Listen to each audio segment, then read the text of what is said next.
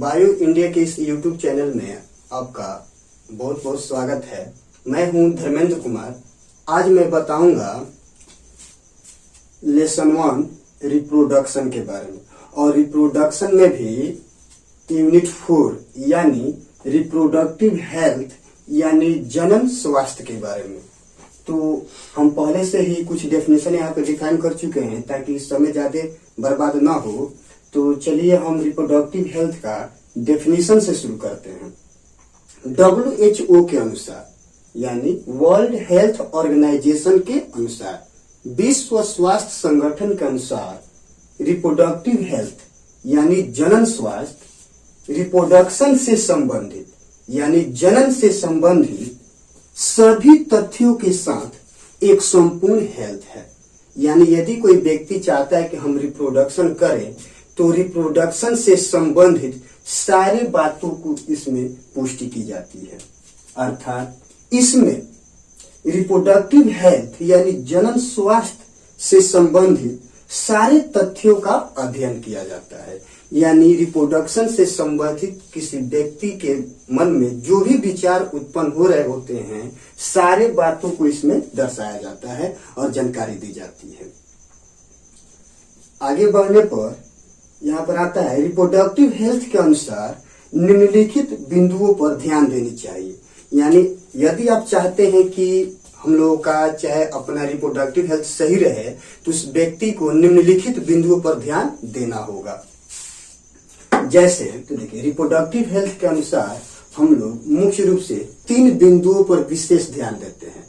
Reproductive health के अनुसार हम लोग मुख्य रूप से 3 बिंदुओं पर विशेष ध्यान देते हैं, जिसमें से पहला बिंदु है बर्थ कंट्रोल, जिसको हम लोग जन्म नियंत्रण कह सकते हैं। दूसरा बिंदु है STDs, यानी इसका पूरा नाम बोलना हो तो आप बोल सकते हैं सेक्सुअली ट्रांसमिटेड डिजीज यानी यौन संचारित रोग। और तीसरा बिंदु है इनफर्टिलिटी यानी बांझपन। तो हम इसमें सबसे पहले बर्थ कंट्रोल के बारे में देखेंगे। बर्थ कंट्रोल जिसे हम जन्म नियंत्रण कहते हैं। तो इसमें डेफिनेशन से शुरू करते हैं। कृत्रिम प्रक्रियाओं द्वारा यानी मानव के दिए गए प्रक्रियाओं द्वारा संतान की उत्पत्ति पर रोक लगाना ही बर्थ कंट्रोल यानी जन्म नियंत्रण कहलाता है।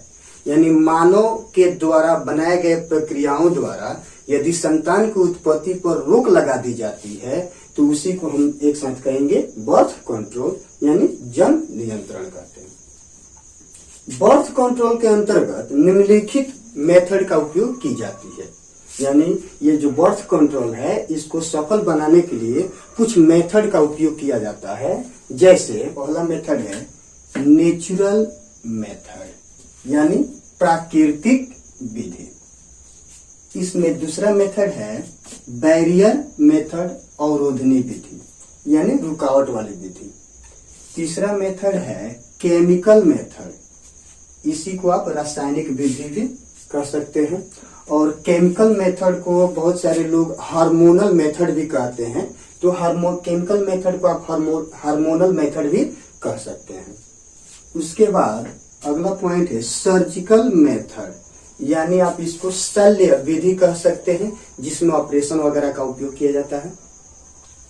अगला मेथड है IUCDs मेथड यानी इंट्रायूटेराइन कॉन्ट्रासेप्टिव डिवाइस इसका पूरा नाम होता है। हालांकि जब हम इस 1 बाय 1 करके इसके बारे में बताएंगे तो इस समय पूरा डीपली आपको बताएंगे।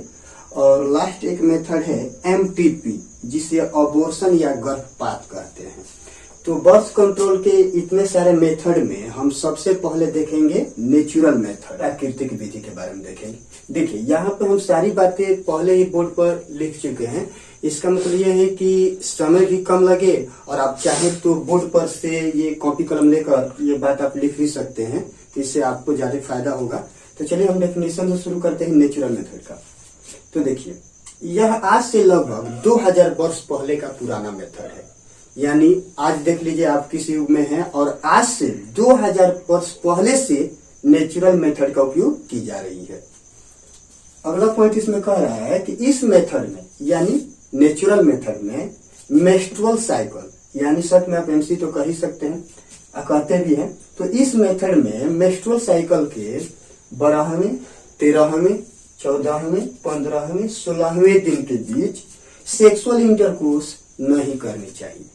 यानी इस बीच में सेक्सुअल इंटरकोर्स यदि कोई व्यक्ति करता है तो फर्टिलाइजेशन होने का चांस ज्यादा बना रहता है। और हम यहाँ पे बर्थ कंट्रोल के नियम का पालन कर रहे हैं, तो इस बीच में अगर फर्टिलाइजेशन हो जाती है तो बर्थ कंट्रोल के नियम का पालन नहीं होगा। तो बेहतर है कि उस व्यक्ति को मेंस्ट्रुअल साइकिल के 12वें, 13वें, 14वें, 15वें, 16वें दिन के बीच सेक्सुअल इंटरकोर्स करनी ही नहीं चाहिए। या उसी समय व्यक्ति को सेक्सुअल इंटरकोर्स के दौरान अगर ये नियम का पालन नहीं हो पा रही है तो उस समय व्यक्ति को सेक्सुअल इंटरकोर्स के दौरान इजाकुलेशन के समय, अब बात आती है कि इजाकुलेशन क्या है, तो आप बोल सकते हैं कि सेक्सुअल इंटरकोर्स के दौरान मेल के पेनिस से निकलने वाला जो सीमेन होता है उसी प्रोसेस को आप इजाकुलेशन कहते हैं। यानी व्यक्ति सेक्सुअल इंटरकोर्स कर रहा है और अंतिम चरण में अगर मेल के पेनिस से सीमेन बाहर हो रही है तो इसी अवस्था को आप इजाकुलेशन कहते हैं। तो यहाँ पर देख लीजिए, व्यक्ति को सेक्सुअल इंटरकोर्स के दौरान इजाकुलेशन के समय मेल पेनिस को यानी नर शिश्न को फीमेल वेजाइना यानी मादा योनि से बाहर निकाल देनी चाहिए। यानी जैसे लगे कि इजाकुलेशन हो रही है यानी सीमेन और बाहर निकलने वाला है, उसी दौरान मेल पेनिस को फीमेल वेजाइना से बाहर निकाल देना चाहिए ताकि इसमें जो सीमेन है फीमेल वेजाइना के अंदर ना निकले। ऐसा कर देने से जो सीमेन होता है फीमेल वेजाइना के अंदर नहीं निकलेगा, और नहीं निकलेगा तो फर्टिलाइजेशन होने का चांस बिल्कुल ही नहीं रहेगा। यानी फर्टिलाइजेशन होने का जब सीमेन फीमेल वेजाइना के अंदर निकलेगा ही नहीं तो फर्टिलाइजेशन होगा नहीं, और जब फर्टिलाइजेशन नहीं होगा तो हम बेहतर तरीके से बर्थ कंट्रोल के नियम का पालन कर सकते हैं।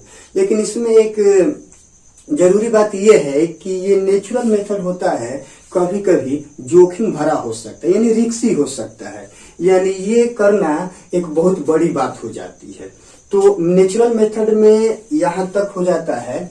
अब नेचुरल मेथड के बाद हम लोग का आता है बैरियर मेथड। बर्थ कंट्रोल में यानी जन्म नियंत्रण में दूसरा मेथड है बैरियर मेथड यानी अवरोध विधि या अवरोधनी विधि।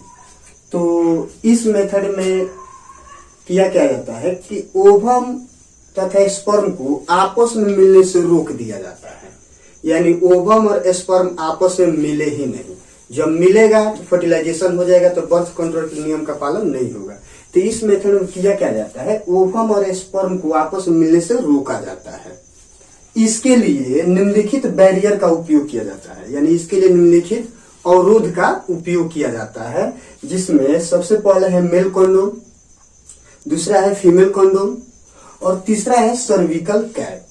यहाँ पर हम मेल कंडोम, फीमेल कंडोम और सर्विकल कैप का फिगर ही बनाए हुए हैं। यानी ये वाला जो आपको फिगर दिखाई दे रही है, डायग्राम दिखाई दे रही है, इसको हम मेल कंडोम कहते हैं, ये वाला फीमेल कंडोम, और नीचे वाला जो फिगर है उसको सर्विकल कैप कहते हैं। तो आप इसको चाहे तो स्क्रीनशॉट कर सकते हैं। अब देखिए, और ये इसका उपयोग मेल करते हैं और इसका उपयोग पेनिस में किया जाता है, और जैसे सेक्सुअल इंटरकोर्स होती है और इजैकुलेशन का समय आता है तो जो सीमेन पेनिस से बाहर निकलता है वो इस मेल कंडोम में ही रह जाता है और फीमेल के वेजाइना में नहीं जा पाता है। तो इससे होता क्या है, फर्टिलाइजेशन होने का चांस बिल्कुल ही नहीं रहता है और व्यक्ति बर्थ कंट्रोल के नियम का पालन करता है। ये वाला है फीमेल कंडोम, तो इसका उपयोग फीमेल करती है और मेल पर्सन सेक्सुअल इंटरकोर्स इस सिरे पे करता है, और जो भी सीमेन मेल के पेनिस से निकलते हैं वो फीमेल कंडोम में जाकर यहाँ पे इकट्ठा हो जाते हैं, यानी फीमेल के अंदरूनी हिस्से में नहीं जा पाते हैं, तो फर्टिलाइजेशन की क्रिया नहीं होती। और ये जो सर्विकल कैप है ये भी फीमेल के द्वारा उपयोग में लाई जाने वाली बैरियर है, और ये भी काम इसी तरह करता है। तो यहाँ पर ध्यान देने वाली बात है कि बैरियर मेथड माना गया है कि सबसे बेहतर मेथड है, क्योंकि इसमें बर्थ कंट्रोल का नियम का पालन तो होता ही है, साथ ही साथ हम एसटीडी जैसे भयंकर बीमारियों से भी बच सकते हैं। यानी इस मेथड में कोई भी एसटीडी बीमारी होने का चांसेस बिल्कुल ही नहीं रहता है। तो इसको आप मान सकते हैं कि बर्थ कंट्रोल में सबसे बेहतर कोई मेथड है तो बैरियर मेथड है। तो आज के लिए रिप्रोडक्टिव हेल्थ में, बर्थ कंट्रोल में आज के लिए इतना ही। अगला मेथड हम अगले क्लास में देखेंगे। फिलहाल के लिए have a nice day, best of luck.